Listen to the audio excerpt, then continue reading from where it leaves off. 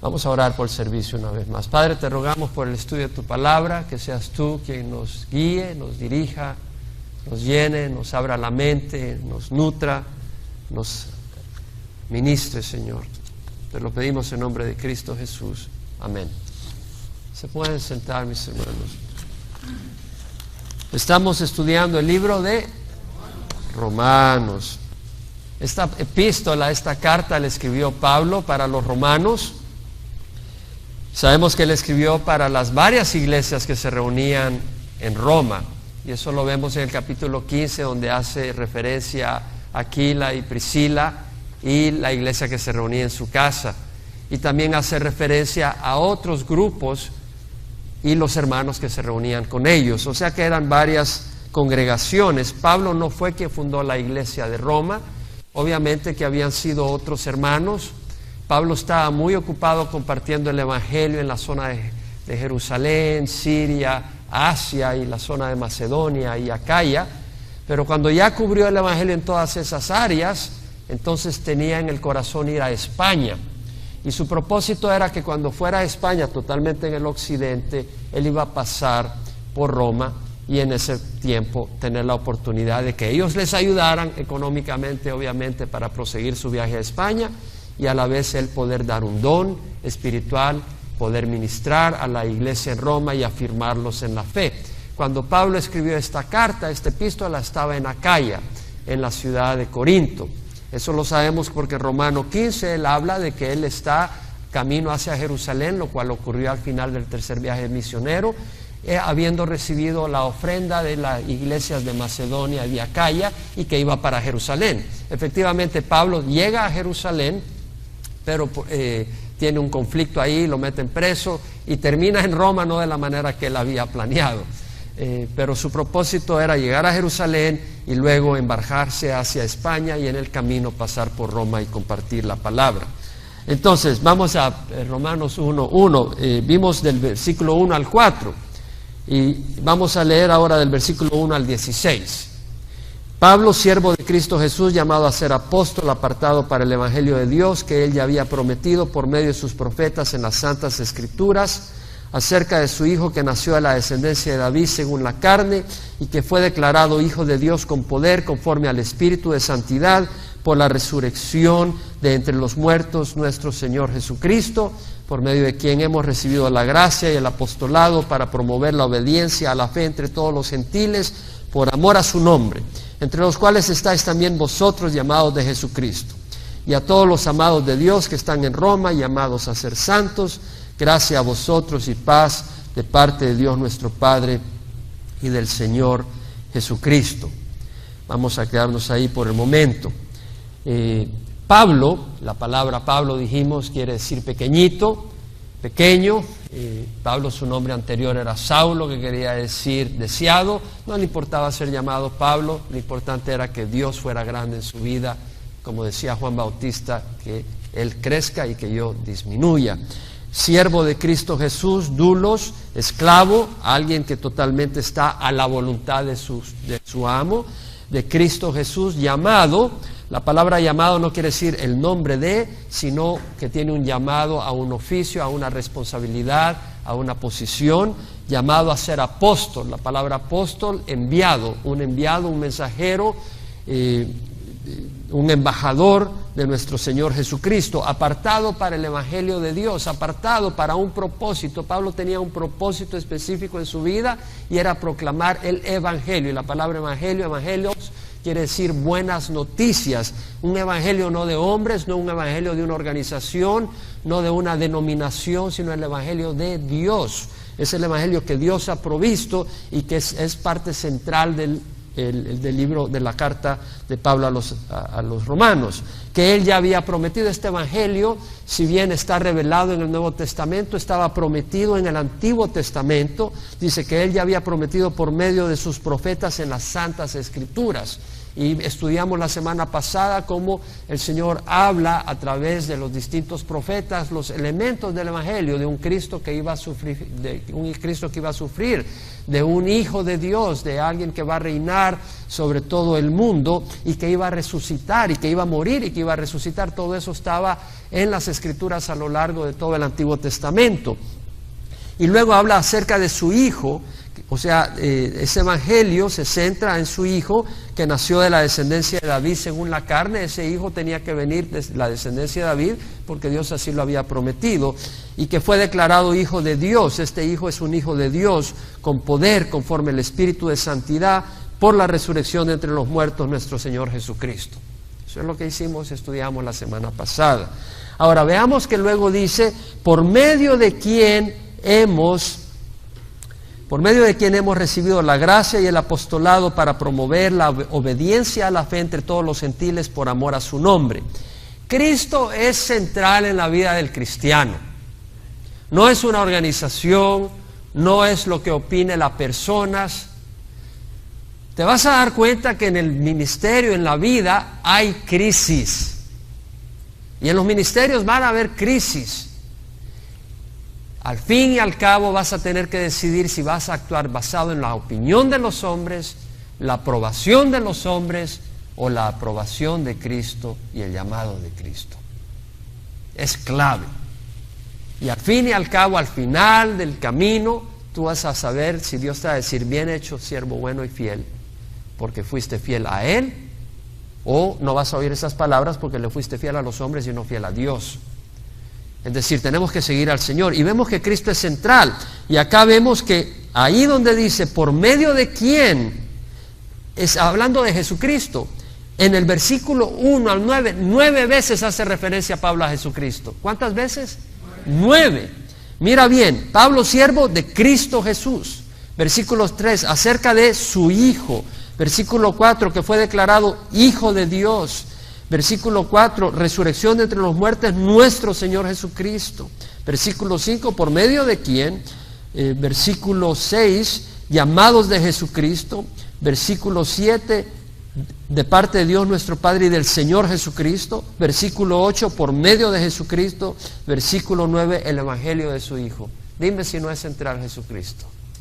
Es central. Jesucristo es la figura central. Y Pablo está diciendo, por medio de quien hemos recibido la gracia, el favor y el apostolado, el llamado, la labor que Dios le llama a hacer para promover la obediencia a la fe entre todos los gentiles por amor a su nombre. Por medio de quien Jesucristo es central y Jesucristo es el canal para recibir el apostolado, es decir, el llamado al servicio de Dios y las bendiciones de Dios. Y la gracia, es decir, el favor inmerecedero de Dios. Tal como dice 2 Corintios 1:20, tantas como sean las promesas de Dios, en Él todas son sí.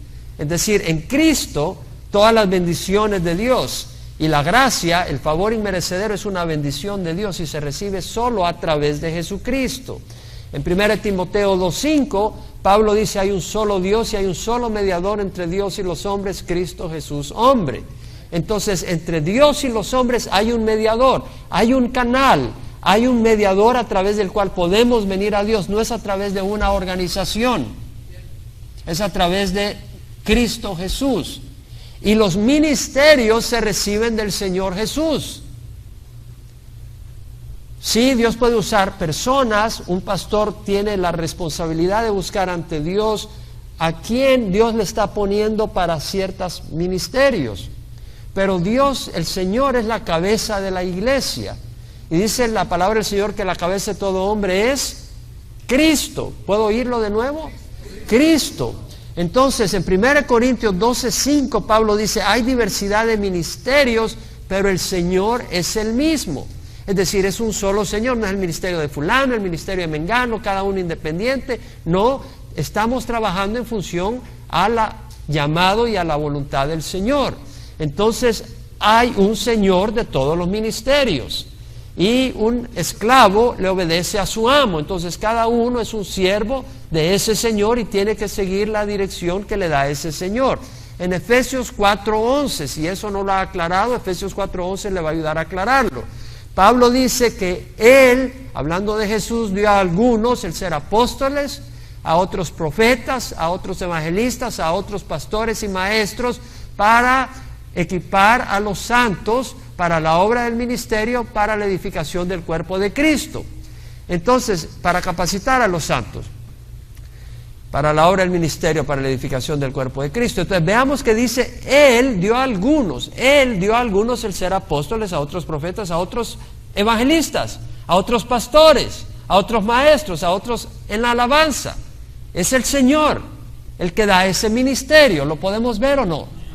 Es el Señor. Y por eso Pablo dice, ¿por medio de quién hemos recibido la gracia? Ahora, cuando habla de gracia, la palabra gracia quiere decir un favor inmerecedero, también quiere decir el poder, la aprobación para poder hacer una obra. Tú no quieres, si el Señor no te aprueba para que hagas algo, tú no te vas a meter a hacerlo. Eso sería una ofensa, una tontería, una necedad. Pero vemos que acá Pablo dice, hemos recibido la gracia y el apostolado para promover la obediencia a la fe entre todos los gentiles. Se necesita la gracia y el llamado para poder hacer eso. Entonces Pablo dice, he recibido la gracia, es decir, un favor inmerecedero, un poder, una aprobación inmerecederos por la sangre de Cristo en la cruz que nos compró para hacer su obra. Entonces quiere decir de que una posición no se compra con dinero ni con juegos políticos. Amén. Quiere decir de que si tú tienes aspiración a un ministerio entre la iglesia, no trates de comprarlo, porque el Señor tiene palabras duras para esa actitud. ¿Sí me explico? Tú puedes tratar de comprar a la gente, mover su brazo de una manera económica o de beneficios, no, o con juegos políticos, no. Hemos recibido la gracia es el favor de Dios y Él es el que hace el llamado, entonces es el Señor el que escoge. Y luego el apostolado es el llamado de mensajero, de representante de Cristo. ¿Para qué? Para reconciliar a los gentiles con Dios, número uno. Y eso es a través del Evangelio. No es a través de palabras bonitas, es el Evangelio el que hace ver nuestra necesidad de salvación y la manera de ser salvos. Para volver al camino de la obediencia a la fe entre los gentiles.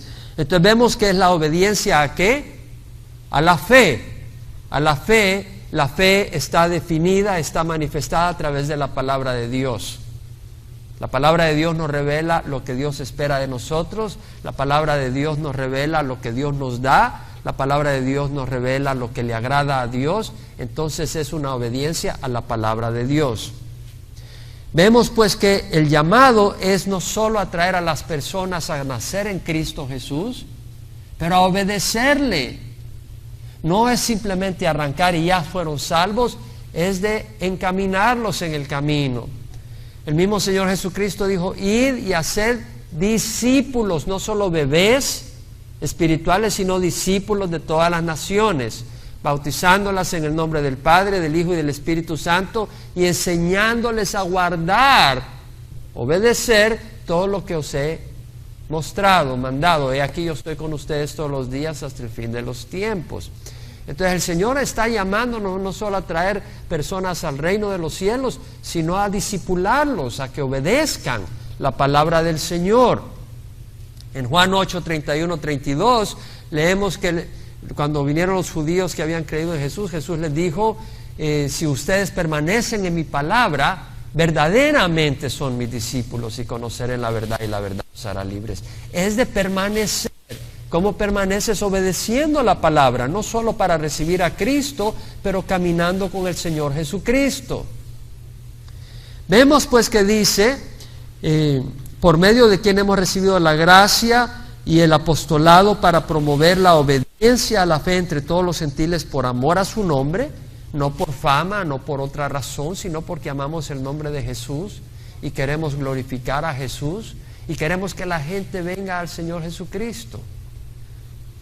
Entre los cuales estáis también vosotros llamados de Jesucristo. De nuevo, la palabra llamado es invitado, o llamado para un cargo, una responsabilidad, o invitado a un banquete. Entonces vemos acá que somos llamados de Jesucristo, somos llamados de Cristo a la obediencia. Somos llamados de Jesucristo para salir de la oscuridad y venir a la luz.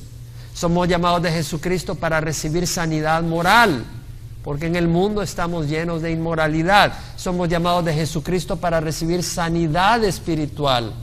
Nuestros espíritus están todos enfermos, muertos, confundidos en el mundo. Somos llamados de Jesucristo a recibir una vida abundante. No una vida sin problemas, pero una vida abundante en Cristo Jesús. Una vida productiva, una vida fructífera, una vida con una relación personal con el Señor. Estamos llamados a recibir una vida de paz, no como la da el mundo, pero en medio de las tribulaciones tener la paz de Jesús. ¿Cómo? Poniendo los ojos en Jesús, no en las circunstancias. Somos llamados a venir, somos llamados de Jesucristo para la resurrección. Llamados a la resurrección, vamos a resucitar. Jesús dijo, el que vive y cree en mí no morirá jamás. Somos llamados a la inmortalidad, somos llamados a ser hijos de Dios, a heredar el reino de Jesucristo como herederos y coherederos de Jesucristo. Somos llamados al servicio, a servirles. Entonces vemos pues que Pablo habla de que somos llamados de Jesucristo. Y luego dice a todos los amados de Dios que están en Roma. Somos amados. Somos amados, no solo somos miembros del reino de los cielos, sino que somos amados infinitamente y en forma personal, no solo en forma de grupo, pero Dios tiene un amor personal y trata individualmente con cada uno de nosotros. Eso es lo que nos enseña la palabra del Señor. Somos amados por el Rey de ese reino, que es nuestro Padre, es nuestro pastor, Padre eterno, príncipe de paz, dice la palabra del Señor, consejero, es nuestro Salvador, es nuestro hermano, dice la palabra del Señor, el primogénito entre muchos hermanos, es también nuestro amigo. Jesucristo dijo, ya no los llamo siervos porque un siervo no sabe lo que hace su Señor, pero os he llamado amigos porque os he dado a conocer todo lo que he oído de mi Padre. El Señor nos ha dado y nos ha revelado cosas eternas, cosas futuras, revelaciones preciosas. Entonces tenemos ese llamado. Y luego veamos acá que dice a los amados de Dios que están en Roma, llamados a ser santos. Es un llamado. De nuevo, no es el nombre de santo, aunque también somos santos en el sentido de nombrados santos, pero en este contexto la palabra usada acá es kletos, que quiere decir llamado a una responsabilidad, invitado a algo. Somos llamados a la santidad, es decir, a estar apartados para Dios. Así como Pablo estaba apartado para el Evangelio, el Señor nos está llamando para ser apartados para Dios. En el mundo, pero no siendo parte del mundo. Estamos en el mundo y tenemos que estar en el mundo para poder llevar la luz. Pero no debemos de ser parte del mundo, apartados de la maldad, debemos de estar apartados de la inmundicia, debemos de estar apartados de una vida vana. Una vida vana es una vida vacía, es una vida sin propósito, es una vida que además es enemiga de Dios. Gracias a vosotros y paz de parte de Dios nuestro Padre y del Señor Jesucristo. Pablo está haciendo ese saludo que hace en todas sus epístolas. Gracia a vosotros y paz de parte de Dios nuestro Padre y del Señor Jesucristo. Vemos la deidad de Jesús, lo pone a la par del Padre y del Hijo. La gracia, el favor inmerecedero que viene del Padre y del Hijo, y la paz que viene del Padre y del Hijo. Gracia y paz. El deseo de Dios es que tengamos la gracia de Dios, recibamos el favor de Dios. Un padre cuando da un regalo a sus hijos, él desea que sus hijos lo reciban, ¿no? Tú quieres darle algo a tus hijos, algo bueno, tú quieres que lo reciban. Y el Señor quiere que recibamos su gracia y su paz. Y por eso lo vemos en las cartas de Pablo, que dice eso constantemente, gracia y paz. En Romanos lo dice, en 1 Corintios 1:3 dice, gracia a vosotros y paz de parte de Dios nuestro Padre y del Señor Jesucristo, lo vuelve a decir. En 2 Corintios lo vuelve a decir, gracia y paz a vosotros de Dios nuestro Padre y del Señor Jesucristo. En Gálatas 1:3, Efesios 1:2, Filipenses 1:2 vuelve a decir lo mismo, gracia a vosotros y paz de Dios nuestro Padre y del Señor Jesucristo. En Colosenses vuelve a saludarnos de la misma manera. Gracia a vosotros y paz de Dios nuestro Padre. Primera de Tesalonicenses 1:1. Gracia a vosotros y paz. No se le escapa. Segunda de Tesalonicenses 1:2. Gracia a vosotros y paz de Dios el Padre y del Señor Jesucristo. Primera de Timoteo 1:2. Segunda de Timoteo 1:2. Gracia, misericordia y paz de Dios Padre y de Cristo Jesús nuestro Señor. Ahí añade la palabra misericordia cuando le escribe a uno de sus siervos. Y es que los siervos del Señor que estamos en el ministerio necesitamos la misericordia de Dios. A Tito le dice gracia y paz de Dios el Padre y de Cristo Jesús nuestro Salvador. A Filemón, gracia a vosotros y paz de Dios nuestro Padre y del Señor Jesucristo. Gracia y paz es necesario. El Señor quiere que tengamos el favor. Para eso murió en la cruz, para que recibiéramos su favor inmerecedero. Y quiere que recibamos su paz. La gracia se recibe a través de Jesucristo, mediante la fe, y es por la palabra de Dios.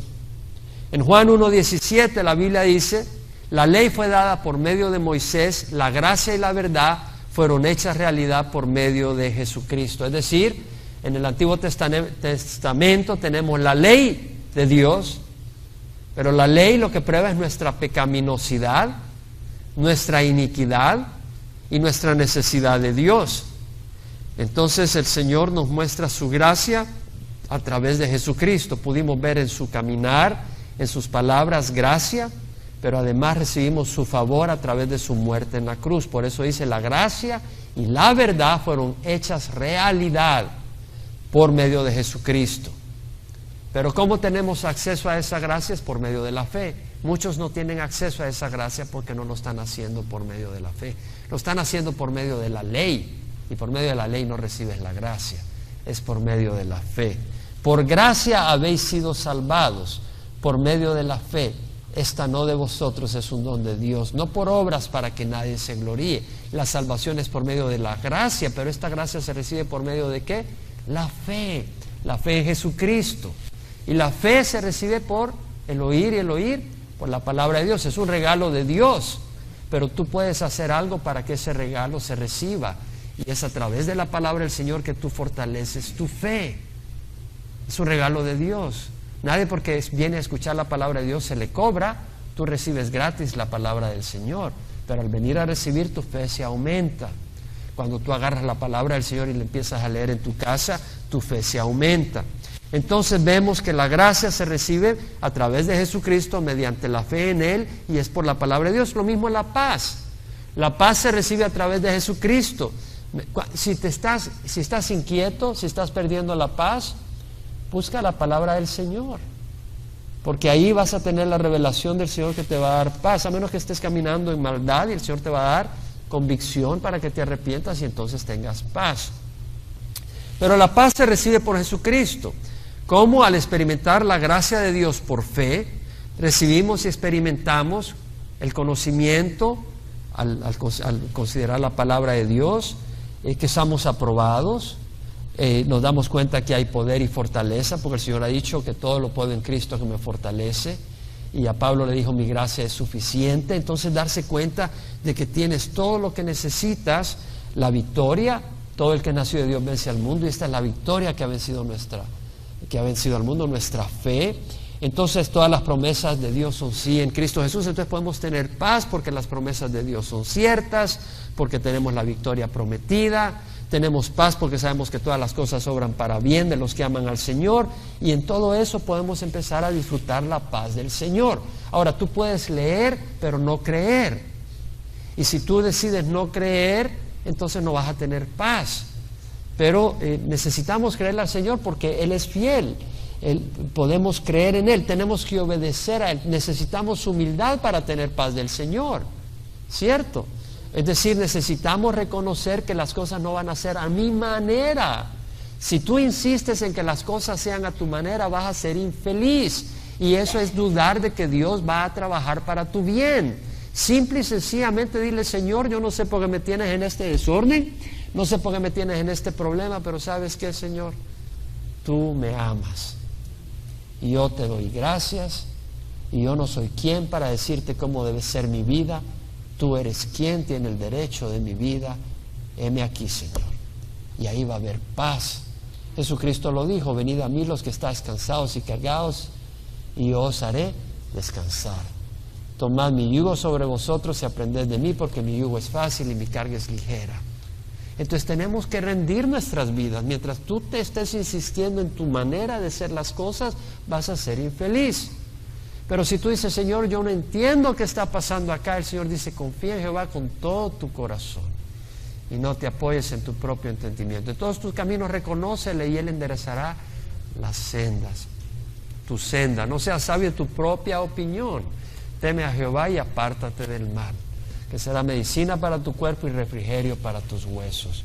Entonces vemos de que va a haber paz cuando nos rindamos al Señor, cuando seamos humildes a Él, sea lo que sea. Si es condición de salud, si es condición de una relación con alguna persona, si es condición de trabajo, condición económica, simple y sencillamente cede. En Filipenses 4, 6 al 7, Pablo dice: por nada estéis afanosos, antes bien en todo, mediante oración y súplica, sean dadas conocidas vuestras peticiones al Señor, y la paz del Señor, que sobrepasa entendimiento, guardará vuestros corazones y vuestras mentes en Cristo Jesús. Filipenses 4, 6, 7, puedes agarrar y leerlo ahí. ¿Ya lo tienes? Por nada estéis afanosos, por nada. Nada quiere decir situación familiar, situación económica, situación de salud. Por nada estéis afanosos. No quiere decir que no vas a sufrir, no quiere decir que no vas a llorar, pero vas a tener paz. ¿Sí me explico? Por nada estéis afanosos, antes bien en todo, mediante oración y súplica con acción de gracias, sean dadas a conocer vuestras peticiones con acción de gracias. Señor, ¿por qué estás permitiendo esto? Gracias, Señor, porque tú sabes que yo necesito pasar por esto. Y la paz de Dios, que sobrepasa todo entendimiento, guardará vuestros corazones y vuestras mentes en Cristo Jesús. Entonces, la paz de Dios, primero hay dos cosas: está la paz de Dios y la paz con Dios. La paz con Dios es lo primero. No puedes recibir la paz de Dios si no tienes paz con Dios. Y tienes paz con Dios cuando te arrepientes de tus pecados y haces que Jesús sea Señor de tu vida. En ese momento tú haces la paz con Dios. Ahí tienes la paz con Dios. Pero luego necesitas la paz de Dios. Y esa paz se recibe, por eso primero tenemos que recibir la gracia del Señor, el favor del Señor y experimentar su paz. Pero como digo, podemos hacer nuestra parte para canalizar esa bendición. Y eso lo podemos hacer, uno, a través de la oración, ¿verdad? Orando, porque el Espíritu va a ministrar nuestro corazón gratis. El Espíritu no nos cobra por hacer eso. Ya Jesús pagó por eso en la cruz. La oración. Y segundo, a través de la palabra, porque la palabra nos va a dar la fe que necesitamos para no estar inquietos entre las circunstancias y saber de que Dios está en control. Entonces, en el versículo 8, Pablo dice: en primer lugar, doy gracias a mi Dios por medio de Jesucristo por todos vosotros, porque por todo el mundo se habla de vuestra fe. Pues Dios, a quien sirvo en mi espíritu en la predicación del Evangelio de su Hijo, me es testigo de cómo sin cesar hago mención de vosotros, siempre en mis oraciones, implorando que ahora al fin por la voluntad de Dios logre ir a vosotros, porque anhelo veros para impartiros algún don espiritual a fin de que seáis confirmados. Es decir, que cuando esté entre vosotros nos confortemos mutuamente cada uno por la fe del otro, tanto la vuestra como la mía. Y no quiero que ignoréis, hermanos, que con frecuencia he hecho planes para ir a visitaros y hasta ahora me he visto impedido, a fin de obtener algún fruto también entre vosotros, así como entre los demás gentiles. Tengo obligación tanto para con los griegos como para con los bárbaros, para con los sabios como para con los ignorantes. Así que por mi parte, ansioso estoy de anunciar el Evangelio también a vosotros que estáis en Roma. Entonces en el versículo 8 vemos que Pablo dice: doy gracias a mi Dios por medio de Jesucristo por todos vosotros, porque por todo el mundo se habla de vuestra fe. Pablo le agradece a Dios por la fe de los romanos. ¿Por qué le agradece a Dios por la fe de los romanos? Porque la fe que nosotros tenemos, y cuando nosotros estamos caminando en una manera que agrada a Dios, es obra del Señor. No te vanagloríes, es obra del Señor. La palabra del Señor nos lo dice, que somos hechura suya, creados en Cristo Jesús para hacer buenas obras, las cuales Él preparó de antemano para que anduviéramos en ellas.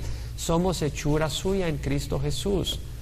En Filipenses dice que Él mismo pone en nosotros tanto el querer como el hacer para su beneplácito. Entonces el Señor es el que está trabajando en nosotros, el que está moldeándonos, y es el que estaba haciendo esa obra en los romanos, de manera que su fe se iba incrementando y era una fe viva que iba por todo el mundo, y como Roma era el centro del imperio romano, entonces la gente que iba a Roma se empezó a dar cuenta que ahí estaba ese grupo de cristianos y la fe estaba yéndose por todo el mundo. Vemos que la fe viva no se puede esconder. La fe muerta no tienes que hacer nada, nadie sabe. Pero una fe viva no se puede esconder, es como un aroma. Tú llegas a una casa y si destapa un bote de perfume, huele por toda la casa. Entonces es un aroma. Pablo mismo dice, gracias a Dios que en Cristo siempre nos lleve en su triunfo, y por medio de nosotros manifiesta en todo lugar la fragancia de su conocimiento. Segunda de Corintios 2, 14 al 17. Gracias a Dios que en Cristo siempre nos lleve en triunfo. Y siempre nos lleve en triunfo. Siempre. Esa es fe. Podemos creer. En el momento en que quitemos los ojos, vamos a estar en derrota. Pero gracias a Dios que en Cristo siempre nos lleva en triunfo. Y si se cayó en la casa, si hubo un incendio, estás en triunfo porque Dios tiene un propósito en ello.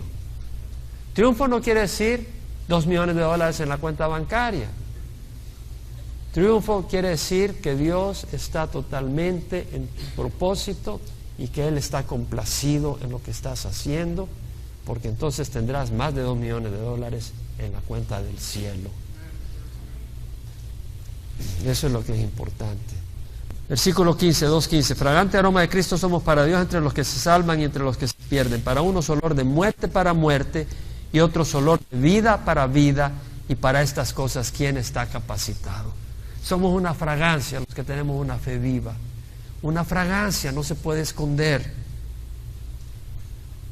No somos como muchos, dice, que comercian con la palabra de Dios. Ya en el tiempo de Pablo había muchos que eran comerciantes de la palabra de Dios, sino que con sinceridad, como de parte de Dios y delante de Dios, hablamos en Cristo.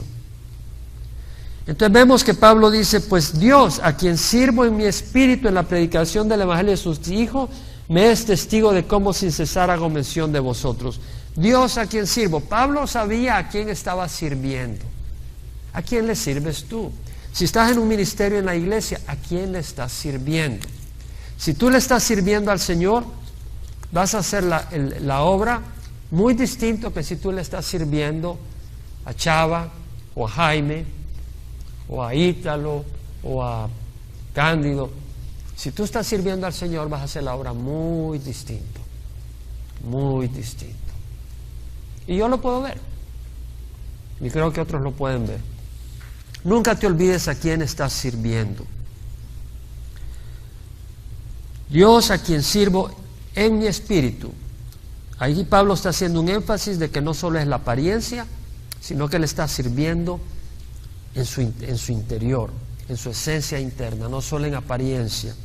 Y vemos que Pablo dice, Dios, a quien sirvo en mi espíritu en la predicación del evangelio de su Hijo, me es testigo de cómo sin cesar hago mención de vosotros, siempre en mis oraciones, implorando que ahora al fin por la voluntad de Dios logre ir a vosotros. Pablo, vemos que está implorando, está orando por aquellas personas a las que les quería ministrar. Y vemos que él quiere ir a verles. Y dice, está rogando, o sea que le está pidiendo a Dios poder ir a ver a la iglesia de Roma. Pablo se da cuenta que debe ser Dios quien le abra las puertas. Eso es bien importante. Pero hay oposición. Pero Dios abrió las puertas. Y como dice la Biblia, cuando el Señor abre, nadie cierra. Pero cuando el Señor cierra, nadie te la puede abrir. Entonces Pablo entendía eso. Y dice, deseando ir. Pablo anhela ir. Vemos que dice, anhelo veros para impartiros algún don espiritual a fin de que seáis confirmados. Pablo anhelaba. El deseo era afirmarlos, el deseo era dar un don espiritual. El deseo no era obtener dinero. El deseo no era obtener fama. El deseo no era ir a turistear. En el versículo 12 vemos la humildad de Pablo, porque dice, es decir, quiero que sean confirmados, y luego dice, porque cuando esté entre vosotros, queremos confortarnos, que nos confortemos mutuamente, cada uno por la fe del otro, tanto la vuestra como la mía. Pablo reconoce que ellos pueden servir de consuelo para él mismo. Es peligroso cuando tú te pones en una posición donde tú te crees que tú eres la estrella y que nadie puede ser de bendición en tu vida. Esa es una posición sumamente arrogante y que el Señor no puede bendecir. Y realmente, hermanos, nos podemos animar unos a otros de muchas maneras. Así que no se olviden, cada uno de ustedes tiene la oportunidad de ser de bendición a otros. No hay nadie que esté demasiado arriba ni demasiado abajo para que Dios no te pueda usar para ser de bendición para esa persona. Y tú nunca estás demasiado alto como para que no puedas recibir bendición de la persona que tú crees es la de menor reputación en la congregación. ¿Sabes qué? El más pequeño puede ser el más grande, porque es el Señor el que juzgará las cosas en su debido tiempo. El versículo 13 dice, no quiero que ignoréis, hermanos, que con frecuencia he hecho planes para ir a visitaros. ¿Sabes qué? El siervo de Dios no es Dios. ¿Me estás oyendo? El siervo de Dios hace planes, pero solo Dios los confirma.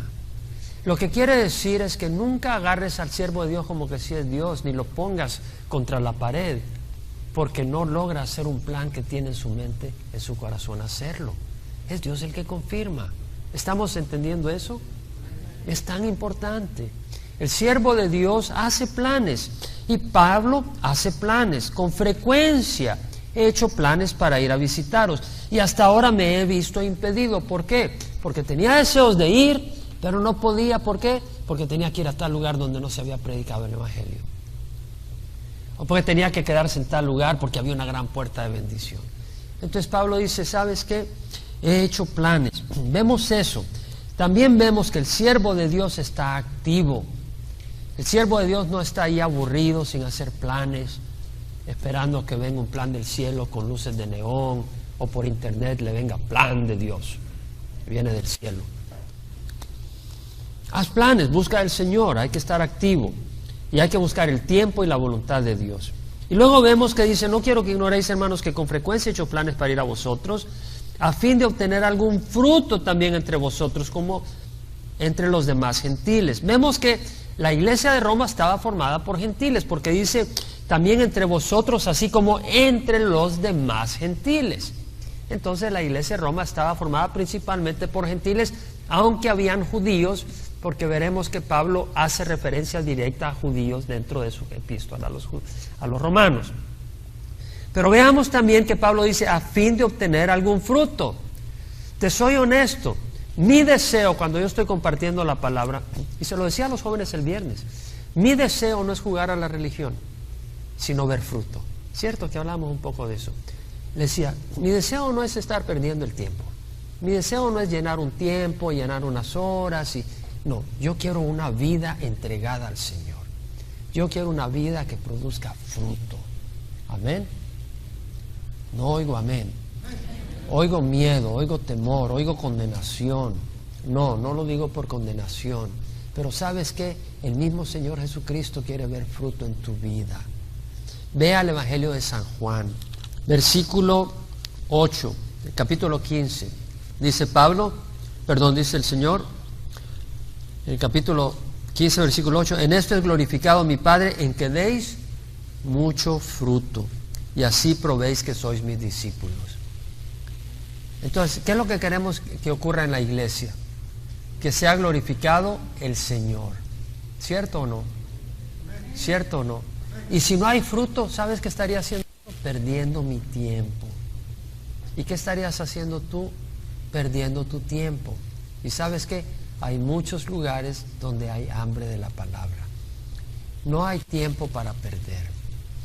Hay que sembrar donde hay corazones y tierra que produce fruto. ¿Tú sembrarías en una tierra árida? Te pregunto.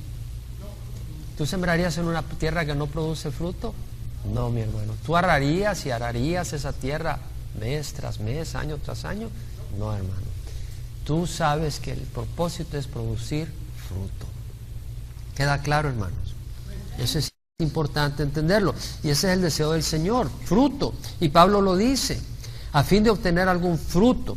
Tengo obligación, luego dice, tanto con los griegos como para con los bárbaros.